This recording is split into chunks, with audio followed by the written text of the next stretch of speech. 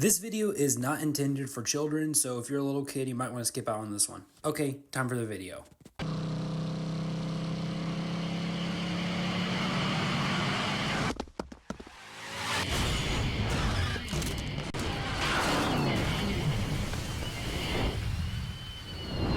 Fuckhead! Perfect opening. Travis Touchdown, the crownless king himself, an assassin who, after a chance meeting with a woman named Sylvia, climbed the ranks to be the #1 ranked assassin. I want to be #1. How's that? Short and simple enough for you? Eventually, after all the crap he has to go through, he gets fed up with the ranking system as a whole, gets revenge on the man who killed his best friend, then goes into hiding before returning to become the #1 ranked assassin in the entire galaxy and saving the world. But don't you worry, a hero descends. What? There are no heroes in this world? Oh, but there totally are. My name is Travis Touchdown. I'm the last hero around, here to save the world. I'm also just a passing assassin. And to think this all started because he wanted to smash, and not in the Smash Bros kind of way. Travis is an interesting case. He's actually one of the most wanted characters for Smash Bros, at least from my understanding. Hell, even the creator of No More Heroes, Suda51, wants Travis in Smash Bros. Alas, he is just a Mii costume. But that is the joy of the Smash Bros Theory Kit series. I can take characters that are really wanted for Smash Bros and design a full moveset for them, especially a character like this passing assassin. So with all that said, what if Travis Touchdown joined Smash Bros? Travis Touchdown! For this moveset, I'll be pretty much pulling from No More Heroes 1, 2, and 3. I did my best to balance out references between the three as to not over-rely on one. And don't worry, Travis Strikes Again is going to be in this moveset too, albeit a little less than the other three. Travis's main weapon is his trusty beam katana, Bloodberry. So yes, he will be a sword fighter, but he has a plethora of other abilities like wrestling moves and some other really crazy abilities that we're going to get to, so he'll be one hell of a sword fighter. Travis will be a sort of pressurer with a ton of mix-up options to screw opponents up. Using these options, Travis can mess with opponents, giving him the option to go on in and just go to town with the opponents. Travis will be a midweight fighter, like straight up dab in the middle. He'll have 2 jumps and will have the ability to crawl, solely for the fact that it sounds funny. Travis's stage entrance has him ride his motorcycle and Akira slide onto the stage. Tell me that wouldn't be funny. As for his taunts, Travis's up taunt has him rest his beam katana on his shoulder and say, "Show me a good time, K." His side taunt has him hold his beam katana to his side and show his death glove out, like his Travis Strikes Again character art, all the while shouting, Start the game. and his down taunt has Travis pull out his Rose Nasty beam katanas and crosses them while saying, Bring it on! I'll give you a little kiss. Now moving on to Travis's ults, his default appearance will be his No More Heroes 3 attire. Oh, and fun little thing, some of his alt colors will change his t-shirts to be other t-shirts found throughout the series. His second alt can be a recolor based on his Travis Strikes Again appearance. His third alt can be a recolor based on full green mode from No More Heroes 3. His fourth alt can be a recolor based on Shinobu, another assassin Travis fought who eventually took him as her master. His fifth ult can be a recolor based on Badman, another assassin Travis met and teamed up with in Travis Strikes Again. His sixth ult can be a nice parallel to his fifth ult, this one being a Bad Girl recolor. She was one of the top ranked assassins in the first game, plus her revival was a huge part of Travis Strikes Again. His seventh ult can be a recolor based on Travis's best friend Bishop and his brother Bishop. Complex, I know. Speaking of complex brother situations, Travis's 8th ult can be a recolor based on Henry Cooldown, Travis's twin brother turned cult leader due to Thor, as in the MCU movie. I really wish I was kidding, that's canon. You retweaked asshole. How many times must I say this? I saw a movie about God, and it just flowed through me like electricity. I realized the anguish of having such a good-for-nothing little brother, and came to the conclusion that I have to stop you. Yeah, no thanks. And to finish us off, Travis's first victory has him drive his motorcycle, jump off of it, and land in the same pose as he did back in No More Heroes 1. He'll say whatever a child-friendly version, non-cringy way of saying Fuckhead! is. His second victory has Travis spin his beam katana and put it back on his belt, while saying some snarky response like, "Is that all you got?" or "Never stood a chance." Something around that line. And for his final one, it will be a special victory screen where it goes black with a red pixel text reading "Victory" or "Destroyed." Maybe he'll say kill like it's No More Heroes 3 counterpart, but honestly, who's to say? Travis's jab has him swing his beam katana from high left to low right, then does the reverse of that, before finishes with a strike directly downward. His forward tilt has Travis spin his beam katana out in front of him. Unsurprisingly, this will do multiple hits of damage, but does only come out straight in front of Travis. This move would be great mid-combo, but could have uses outside of this. His up tilt is just a standard overhead slash. Solid damage, solid range, comes out fairly quickly, nothing crazy here. And once again, his down tilt is a simple sweeping slash. Again, nothing crazy here, but it would be good for edge guarding. As for Travis's dash attack, it can be like Link's, having Travis swing his beam katana downwards while jumping. Travis's forward smash has him charge his beam katana overhead and then unleash a powerful slam downwards. This attack does crazy damage, but it does take some time to charge it up to its full potential. His up smash should be an interesting one. It'll be based on the blast attack from No More Heroes 3. Travis will charge and then stab upwards 3 times, each at a different angle. It comes out very quick and actually has some decent range, but it does do a little bit lower damage than your average smash attack would. And for his down smash, Travis will charge his beam katana and then unleash a powerful spinning attack. It does a pretty good amount of damage, comes out fairly quick, and covers a whole lot of the area around Travis. For his neutral air, Travis will do a double full 360 spin. It does multiple hits of damage, and a decent amount of damage for that, and it comes out fairly quickly. I imagine this would be good for some aerial combos. His forward air has Travis do a horizontal slash, but angled down. This will move him ever so slightly forward, but the hitbox is a little bit lower down because, it's angled lower. His back air is a simple swing upwards, but just like what I gave Riku earlier this year, it will stop just as it aligns with Travis's head. His up air is just a standard overhead slash, nothing crazy here. And his down air is basically Link's down air, having Travis stab his beam katana downwards and riding it downwards. Basically a stall and fall. Travis grabs using his offhand and pummels by kneeing the opponent. Now here comes the fun part, wrestling moves. Travis performs various wrestling techniques in his games to throw opponents, so of course they'd be his throws, that's like perfectly obvious. For his forward throw, Travis simply performs a powerbomb forward. That does make this the second kit this year that uses a powerbomb as a throw, and I think that's just kinda funny, honestly. His back throw has Travis simply suplex the opponents. This will be a kill throw at high percents. His up throw has Travis spin the opponent around in circles and then throw them upwards. And his down throw has Travis hold the opponent upside down and close to his chest before dropping straight down to hit the opponent on the head. This will be a kill throw too, but at lower percents than his back throw. However, on the flip side, it will be less reliable than his back throw. Now we've made it to Travis's special attacks, and oh boy are y'all in for a treat here, cause this is where all those crazy mix-up options I previously mentioned are gonna come in.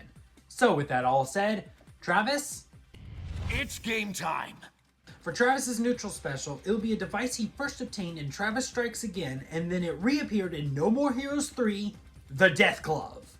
This move will be basically lifted straight out of No More Heroes 3, having a display menu appear over top of Travis.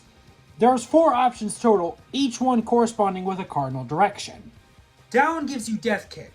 If used up close, Travis performs one hell of drop kick, dealing incredible damage and launching opponents decently far. If used from a distance to an opponent, Travis actually teleports to said enemy before dropkicking them. To his left is Death Ray, which has Travis summon a large blue ring in the air in front of him. If an opponent steps into the ring, laser projectiles will start firing at them. This will not affect the Travis player who threw it up. Death Rain will stay up on the stage for approximately 7 seconds. To his right is Death Slow, which has Travis summon another large blue ring, but on the ground around him. Any opponent or even projectiles that enter the ring will be slowed down by a lot. The Travis player who threw up the ring won't be affected by it at all, just like Death Ray. Death Slow will also stay on the stage for about 7 seconds. And finally, Up gives you Death Force. This has Travis summon a grid in front of him, which will push opponents back incredibly far, like almost the full length of Final Destination. Though on the flip side, it doesn't deal a whole lot of damage. All of these moves are on a cooldown timer, each lasting approximately 15 seconds. That cooldown is only for one move though, you can still use the other 3 when one's down. There could be some fun combos with this move in and of itself, like Death Slow into Death Rain, something I did in my actual playthrough of No More Heroes 3. Overall, the Death Glove gives Travis a wide range of tools that can shake up the fight. Travis's side special is going to keep up the theme so far and be one of the things this series is well known for, the Death Blow. This move is inspired by Roy and Chrom's Flare Blade, but trust me, it's very different. Travis will charge his beam katana, and it ends with a powerful horizontal blow. At a low charge, it acts like a mid-charge smash attack, but at full charge, it can indeed one-hit KO opponents. And another note, at full charge, the range will extend like it does in No More Heroes 3. However, the farther out an opponent is from the actual beam katana itself, it will only do a lot of damage. No matter what, there is end lag. This move won't drain Travis of his health, but it will drain him of something, which we'll get to momentarily. Overall, Death Blow is a powerful but risky move, so only use it when you know the time is right. Okay, now here's a fun one. Travis's up special will pull out the beam katanas from his down taunt, the Rose Nasty. This move functions something like Sephiroth's up special or what I gave Ventus last year, having Travis perform a quickened version of the low combo Rose Nasty move back in No More Heroes 2. This can move Travis in any direction and can rack up some damage, but it will put Travis into freefall after usage. Overall, Rose Nasty is a simple yet extremely effective recovery move that has some great damage. It's overall solid. And finally, the down special. This will be 2 different moves, those being Dark Step and Beam Recharge. Let's start with Dark Step. This move functions like what I gave Roxas with his reversal down special, having Travis slide behind an opponent or just reverse himself. By reversing himself, it's just another dash, but if he reverses himself behind an opponent, you can rapidly tap B to deal quick and solid damage to an opponent.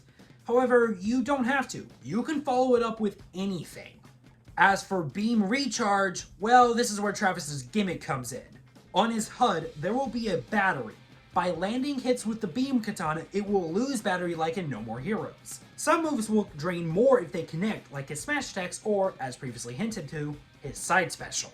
If Travis runs out of battery, he can't use the beam katana, but by holding the down special, Travis will recharge his beam katana. Overall, Dark Step is a great offsetting move, and Beam Recharge will be crucial for Travis's success, so keep track of that battery. So all in all, Travis's specials will allow him to mix up the fight in a variety of ways, and honestly, they make him, like I already said, one hell of a sword fighter. But now, let's finish this off with his final smash. Let's cut the chit-chat and get straight into Travis's final smash. Now what will it be? Well, what else could it be other than Full Armor Travis Bougainvillea mode? This will be a non-cinematic final smash that starts with Travis shouting Henshin or Transform.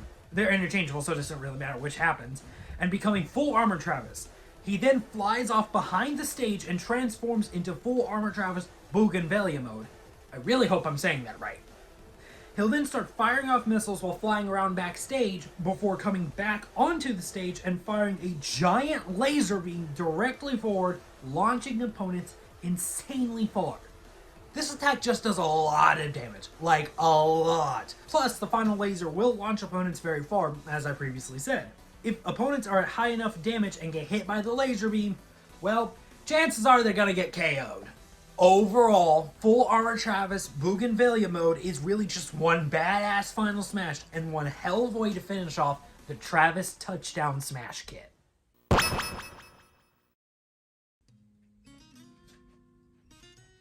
And that does it for what if Travis Touchdown joined Smash Bros.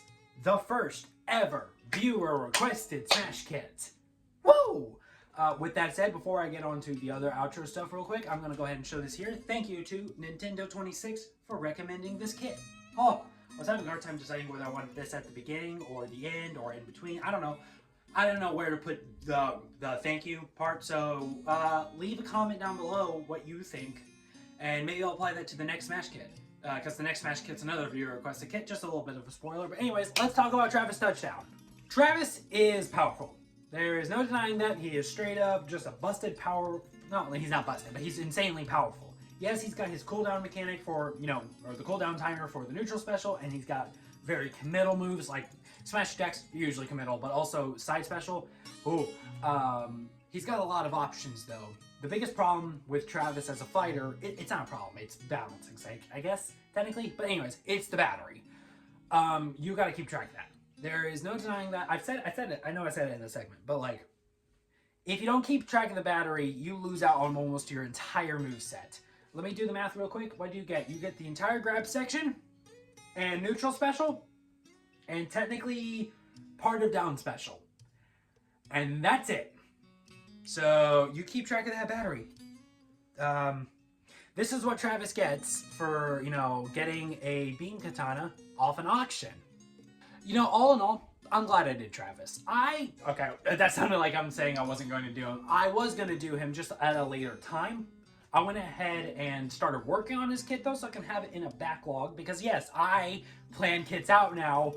It's so helpful. But anyways, I was working on that and I started watching the cutscenes for No More Heroes 1 because I'm just like curious. I'm like, all right, I want to familiarize myself a little bit with this series before I make this kit. And I was immediately hooked. It's so good. It's wild. It definitely keeps you on your toes.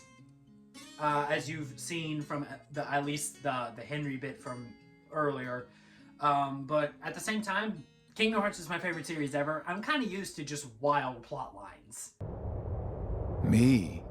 I'm already half Xehanort. That's nuts! But yeah, I like No More Heroes, and I love this moveset. I really do. This one was fun. If nothing else, this is one of the most fun movesets I've ever made. So, I'm very glad with that. And the next one, spoiler alert, it's pretty rockin' if you know what I'm saying. That was technically a hint. You're gonna have to search the comment sections for that though. Anyways, yeah, I don't really have anything else to say. Oh wait, there's one more note. Censoring this video was a challenge. You really can. You really can. Then anyways, with that said, thank y'all so much for watching. It's outro time. If you enjoyed this video, I'm glad, first of all. But if you want to see more like it, first of all, consider liking and subscribing. I do this pretty regularly. I definitely want to do some more videos of other types later on, but I really enjoy making Smash Kits. It's what I normally do, so you can come, like this video and subscribe. You'll get more. And there's a playlist. It's a playlist. In the link down below, in the description, there's going to be a lot of links, but there's one link to the playlist for the entire Smash Bros. Theory Kit series. Every video I've made in it, is all in there. So you can go check that out and just binge watch all of it and go from Larry Boy to this one. Yeah, I don't have anything else to say, so until next time, I hope y'all have a great day. With that said, I'm trying to think of a Travis quote I could end this off on. No more than 10 hours of gaming a day. I screwed that up. Bye!